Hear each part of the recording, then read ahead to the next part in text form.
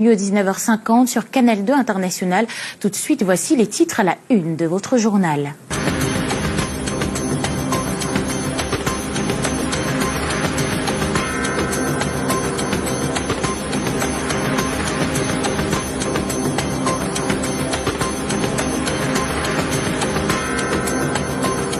Pour la protection des journalistes au sujet de l'exercice de leur métier au Cameroun.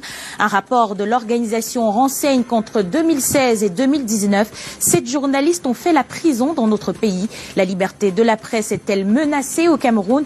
Nous poserons la question aux hommes de médias.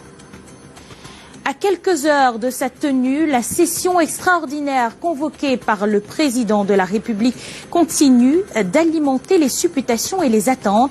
L'ordre du jour, qui reste encore un mystère à la veille de ce fameux événement, intéresse au plus haut point la classe politique et on en parle dans ce journal.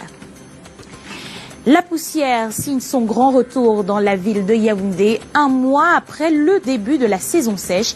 Difficile dans certains quartiers de se mouvoir sans y être confronté. Maisons, pare-brise de véhicules, vêtements, tout y passe. Zoom ce soir au lieu-dit abattoir au quartier tout dit. À chaque ville, ses mots, l'incivisme coriace de la ville de Douala finira-t-il par être dompté?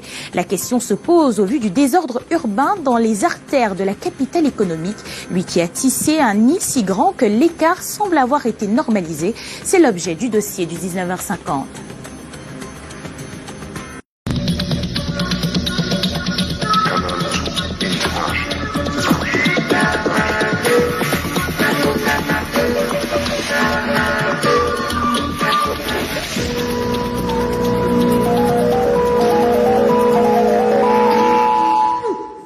Bienvenue une fois de plus au 19h50 sur Canal 2 International.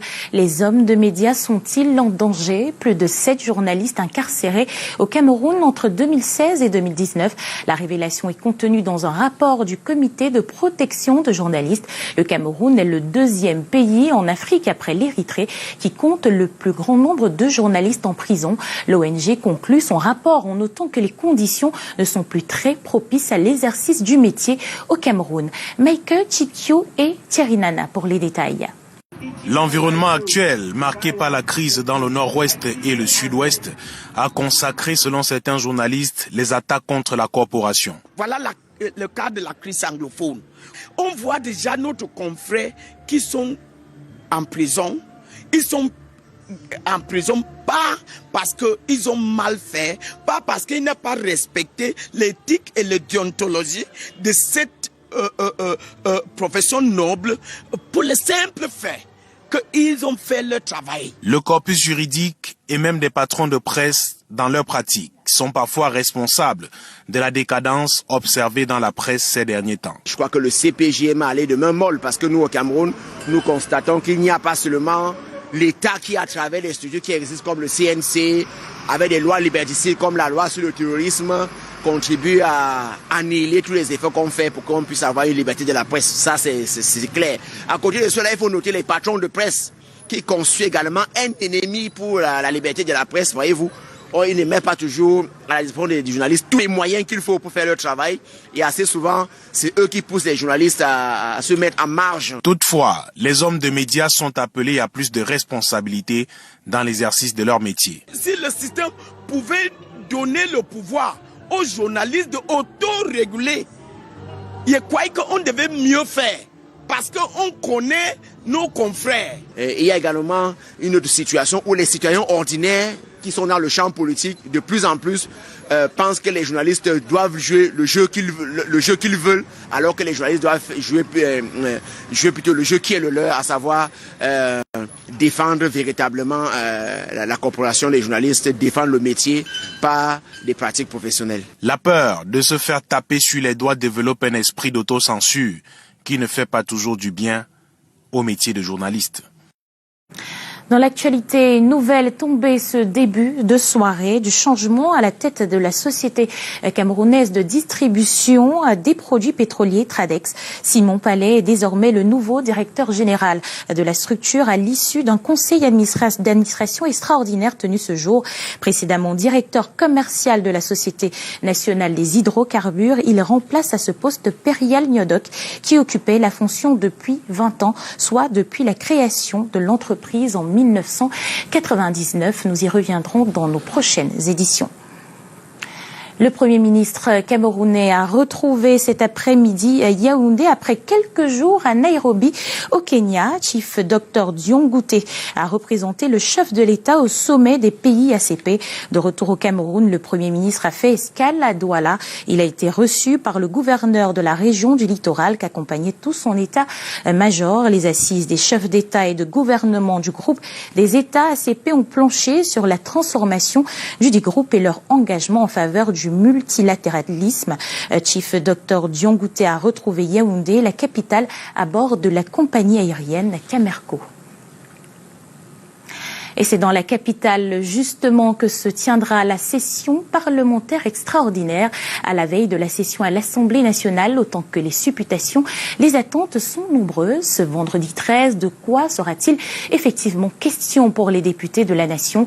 Les Camerounais, eux, se font leur idée, en plus de formuler des requêtes précises. Mireille Flore Desfofotso et Guy Fosso les ont rencontrés dans les rues de la capitale économique. Convoquée par le président de l'Assemblée nationale, c'est la session extraordinaire la plus attendue, la dernière de la mandature actuelle. Bien que les sujets à l'ordre du jour jusqu'ici restent inconnus, quelques Camerounais ont déjà des attentes.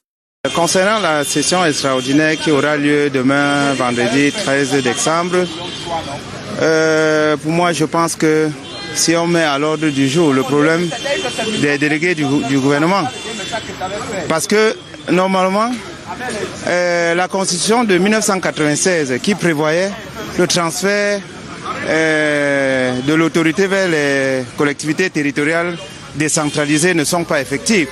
Si demain on peut supprimer le poste de délégué du gouvernement, le maire qui est élu par le peuple et qui doit rendre compte au peuple, désormais on lui donne les pleins pouvoirs. Si on peut revoir aussi le code électoral,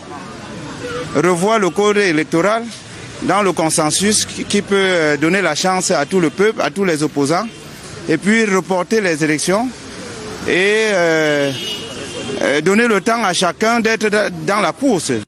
Si certains espèrent que les questions de la suppression du poste de délégué du gouvernement et de la décentralisation soient abordées, d'autres veulent que le sujet de statut spécial attribué aux régions du Sud et Nord-Ouest soit revu. Si vous avez plusieurs enfants à la maison et ils se rebellent, vous accordez une faveur à un enfant, vous pensez que les autres vont revendiquer aussi leur faveur. Moi, je pense que le statut spécial serait plutôt enfoncer le pied dans la fourmilière. C'est une très mauvaise chose. Il faudrait qu'on donne les mêmes chances à toutes les personnes, sinon n'importe qui va faire sa revendication. Ce 13 décembre sera le jour le plus long pour l'ensemble des Camerounais qui auront les oreilles tendues vers Ngouaïkele. Tous les regards seront donc rivés vers la capitale Yaoundé et on vous y retrouve justement. Alain Ghislain Kanga, bonsoir.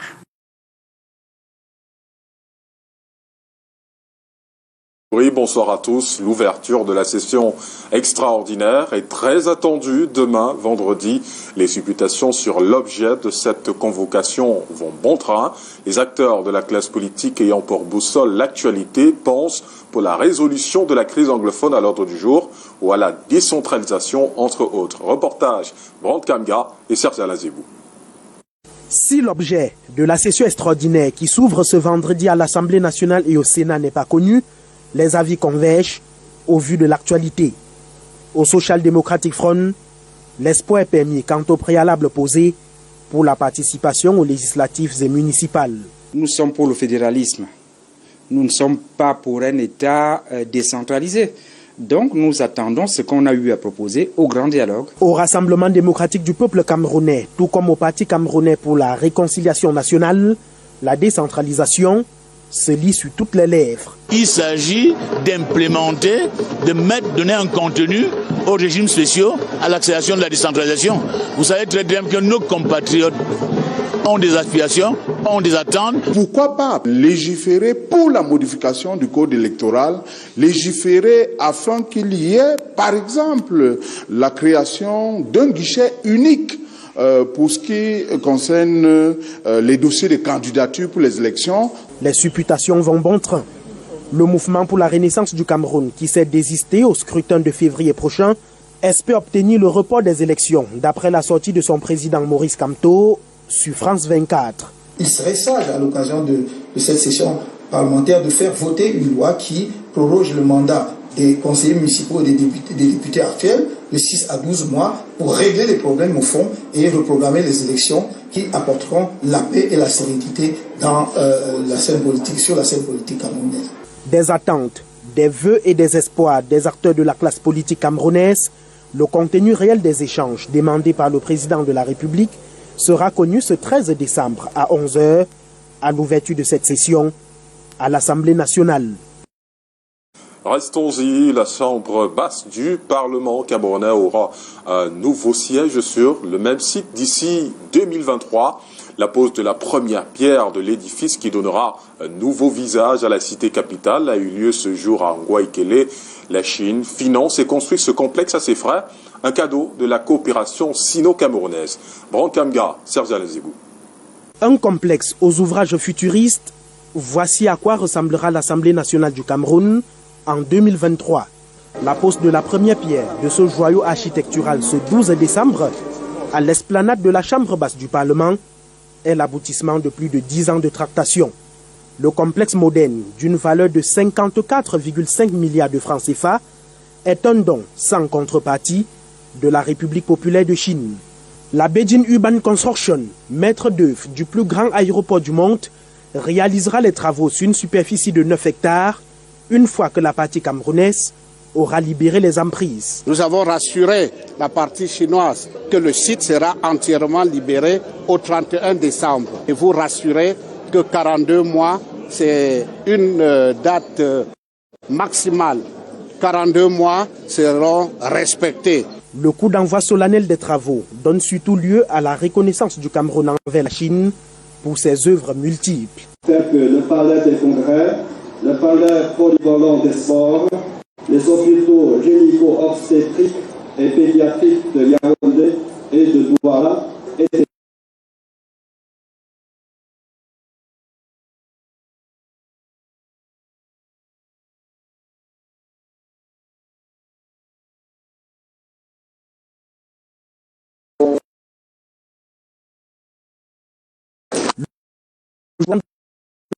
a baptisé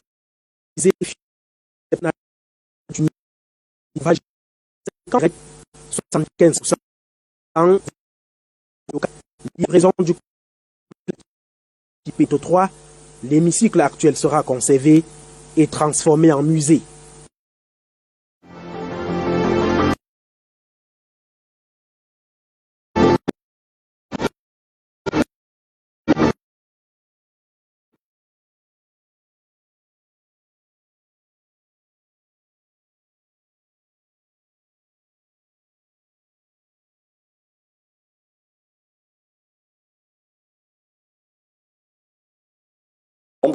Et une trentaine de recours ont été déposés.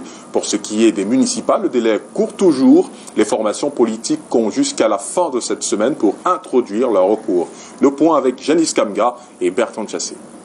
Jusqu'à hier minuit, 9 partis politiques au total ont saisi le Conseil constitutionnel dans le cadre du contentieux préélectoral. Les motifs qui reviennent le plus sont ceux qui visent la réhabilitation des listes recalées et la contestation de l'acceptation des listes de candidats RDPC pour la plupart. La faction UPC de Bapolipot a suivi celle de Baléguel dans le mouvement des recours, portant à 39 le nombre de requêtes déposées ici pour ce qui est des législatives. Pour les municipales, les partis comme le PCRN de Cabral Libi enchaînent les huis clos avec leur collège d'avocats. Ils comptent interjeter appel d'ici la fin de semaine auprès des tribunaux administratifs. Nous avons et nous sommes en train d'engager le contentieux. C'est terminé pour les législatives. Nous avons également une demi-dizaine de cas qui nous sont semblés pertinents et pour lesquels nous sommes en train de déposer des recours à Douala, à Yaoundé. Même son de cloche au SDF. Nos équipes juridiques travaillent là-dessus et certainement d'ici quelques heures ou d'ici demain, tout sera déposé auprès du tribunal administratif. Pour l'heure, au Conseil constitutionnel, tout est mis en œuvre pour que les dossiers soient à jour.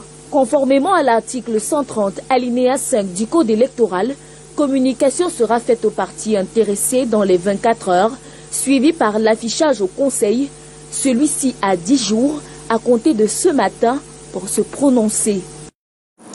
Et parmi les listes retenues pour le double scrutin de 2020, celle du Parti démocratique uni, dont le siège est à Bamenda dans le nord-ouest. Après la publication des listes des candidatures par le Conseil électoral, son président national était face à la presse ce jour. Lille Piediou et Annie Collins y étaient. Voici leur compte rendu. Le Parti démocratique uni est en course pour le double scrutin de février 2020. Pour son président national, c'est une première victoire. Les listes de UDP déjà validées pour Elekam. Elekam a déjà fait bon travail. On va célébrer parce que quoi? UPC. Oh, on appelle ça UPC. UPC, les listes de UPC n'ont pas passé. C'est un grand parti, ancien parti au Cameroun. Les listes de UPC n'ont pas passé, mais les listes de UDP, United Democratic Party, UDP, a passé. Face à la presse à Bamenda hier dans le nord-ouest, El Hadj Lawan Bako précise que son parti sera présent dans 6 des 7 départements que compte la région du nord-ouest. Il appelle donc tous les déplacés internes de plébisciter les listes de son parti comme une sanction pour les élus sortants qui, selon lui, ont tué les micro-projets pendant ces 3 années meurtries par la crise sociopolitique. On s'attend que le président Biya il demandait à Parlement de rectifier notre cours électoral. Ça venait avec une politique unie à notre pays. On va relever ou bloquer acte de corruption. El Hadj Lawan Bako est lui-même candidat à la députation dans son boyau natal et 3 autres candidats ont également été présentés à la fin de cet échange avec la presse.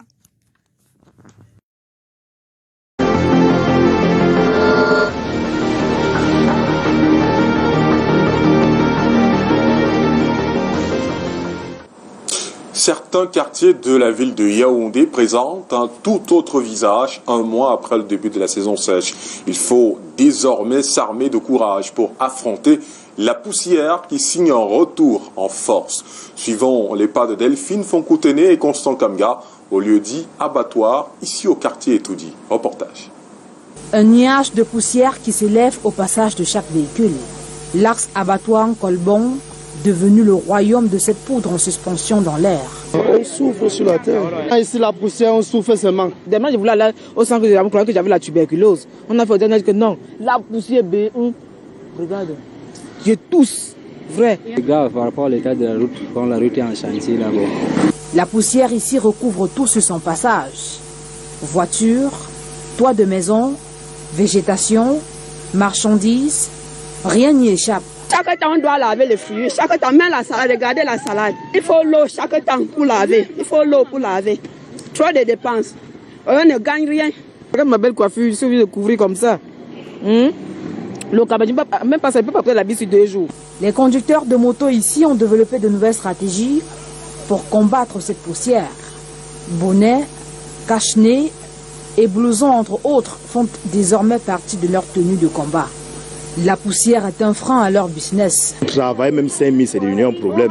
Et c'est rien que l'argent du savon que nous travaillons ici là. Tout dernièrement, j'ai eu le problème de tous. Mais Dieu merci, je suis guéri. Ça nous donne vraiment la maladie. Voilà, beaucoup de motos ont fui la route là. Même la voiture, ainsi de suite, les choses, ça ne donne pas vraiment. À cette poussière due à la saison sèche qui n'est qu'à ses débuts, Il faut tenir compte du chantier sur la route. Une route de moins de 3 km, mais ils sont là, ça a fait plus de peut-être 3 ans. Nous sommes toujours sur la même route, on ne sait même plus. Nous avons aperçu pendant notre tournage l'engin d'arrosage en action. Un acte qui doit être posé à des fréquences régulières pour pallier cette poussière qui pousse déjà certains habitants de ce quartier à mettre leur maison en vente. Et c'est très loin de la poussière que les candidats de Miss Cameroun 2020 ont joué les infirmières et les esthéticiennes le temps d'une journée. Une journée couronnée par une double rencontre avec le chorégraphe émérite Aïssi Leduc et la toute première gagnante de cette compétition. Aksha Basekietna et Francis Kemnan nous racontent cette journée. Reportage. Un nouveau jour se lève pour les candidates à l'élection Miss Cameroun 2020, celui de l'apprentissage. Plusieurs activités ont donc été requises. Première étape, beauté et esthétique. De nouvelles techniques qui enrichissent leur savoir. On a appris les bases en make-up, on nous a appris comment bien faire son teint, quelle est la juste mesure pour les yeux en fonction de la morphologie du visage. Cette formation m'a permis de mettre en valeur ma peau d'ébène, d'adopter des bons gestes et des bons produits. Quand on parle de Miss, on pense au chic, on pense à la beauté, on pense à l'esthétique. Quel est donc exactement le rôle des instituts et à quoi est-il important? Notre rôle, donc, c'est de permettre à ces jeunes de comprendre quelle est la nature de leur peau pour le choix judicieux du produit éventuel qu'elles pourraient appliquer sur cette peau-là. L'étude de la peau et ensuite le maquillage. Donc, je suis sûre que ça servira pour plus tard.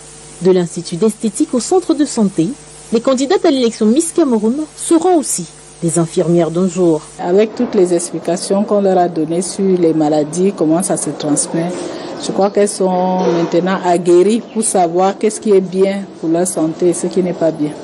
Blouse et gants rangés, les candidates font d'une pierre deux coups avec cette escale chez l'icône chorégraphe des danses camerounaises Aïssi Leduc. Mais aussi leur rencontre avec la double première Miss Cameroun 1959 et 1960, un rêve pour ces dames. Quand j'étais encore bébé, je regardais Aïssi Leduc sur la télé. Donc, vous voyez, donc pour être en face de lui, donc ça me fait vraiment plaisir. C'est vraiment un honneur aussi de voir la première Miss Cameroun Indépendance de 1960, Madame Aïssi. Cette journée, c'est vraiment magnifique. Je suis très content d'être avec ces enfants qui sont mes enfants. Ils ont même l'âge de mes enfants. Et de leur apprendre beaucoup de choses. Je les apprends non seulement la danse, je les parle de la culture. La beauté, la santé, la danse, celles qui sont considérées comme étant les plus belles femmes du Cameroun enrichissent au quotidien leur savoir, mais aussi se préparent pour donner le meilleur d'elles-mêmes lors de cette compétition. J'espère qu'on ferait quand même des efforts pour que le jour J, on soit quand même à la hauteur. Et la suite de ce 19h50, c'est à Douala avec l'une des Miss de Canal 2 International, Aimée Catherine Moukouri. Bonsoir. Bonsoir à vous, Alain Ghislain Kanga. Votre suite, on parle de la ville de Douala qui, dans ses côtés sombres, est caractérisée par une anarchie urbaine maladive. Malgré les nombreuses sensibilisations, les usagers de la route, par exemple, résistent à la loi. Comme le dit l'adage, les mauvaises habitudes ont la peau dure, tellement dure qu'elles s'érigent en normes sur nos voies. Junior Ossin et Henri Chinda. Devant notre véhicule, cet agent de parking au marché Mbopi de Douala nous fait des grands signes de la main. Nous demandons de libérer la voie pour laisser passer cette voiture qui se trouve sur un sens interdit, créant ainsi un embouteillage. Au même moment, de nombreuses motos roulent sur le terre-plein ou encore circulent au sens contraire. Même spectacle au lieu-dit Vallée des Princes à Bessengue. Il n'y a pas d'avoir la discipline. La loi, d'abord, quand on parle de la loi, on doit parler depuis la base. Donc, ce qui fait qu'on a laissé une liberté à certaines personnes. Aujourd'hui, on ne parvient même plus à obtenir. Pourtant, il y a quelques jours, le préfet du département du Vouri, Benjamin Boutou, avait effectué une descente sur certaines artères de la ville de Douala, dans le cadre d'une campagne de sensibilisation au respect des règles de la circulation et de la sécurité dans le périmètre urbain. Le travail du préfet s'apparente fort bien à l'éternelle œuvre légendaire de Sisyphe. Quand tu portes une autorité, tu arrives là, on te demande de prendre le sens interdit. Mais comment en est-on arrivé là, dans un pays où des lois existent, et souvent de très bonnes lois? c'est un problème de conscience individuelle.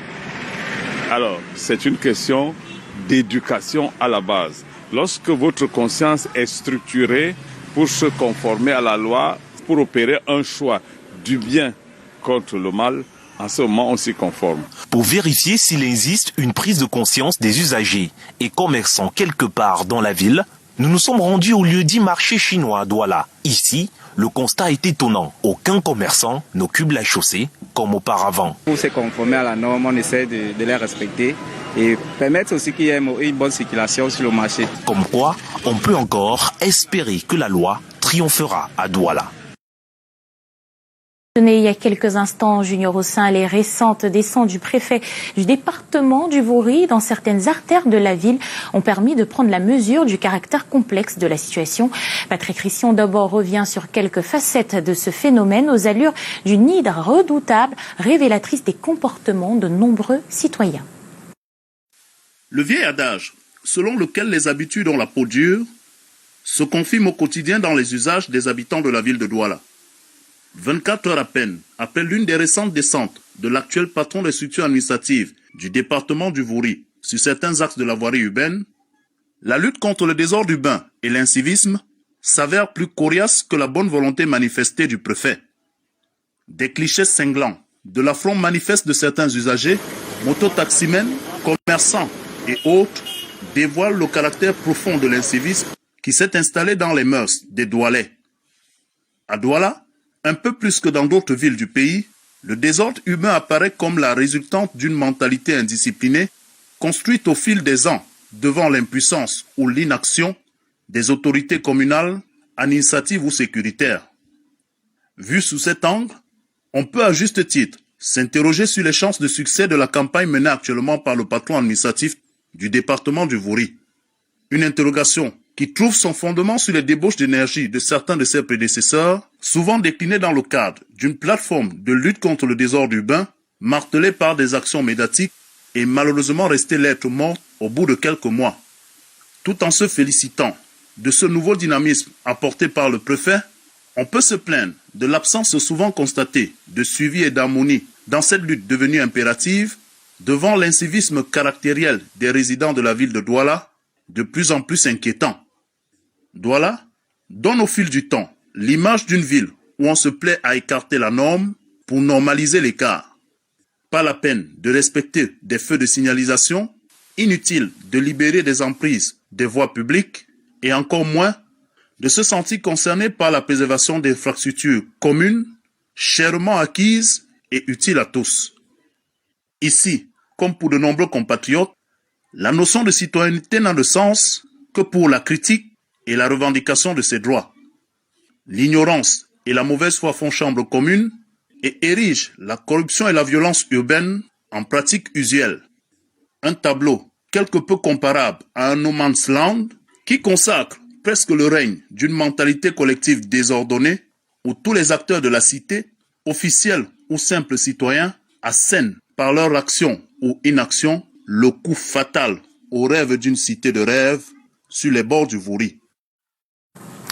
Au registre des faits de société, c'est toute une famille qui se retrouve à la rue au quartier Mokolo à Batouri. Leur domicile est parti en fumée dans la nuit de lundi à mardi. Malgré l'ampleur des dégâts, ils se réjouissent d'avoir la vie sauve. Le récit de Vanessa Kamdem nous en dit plus.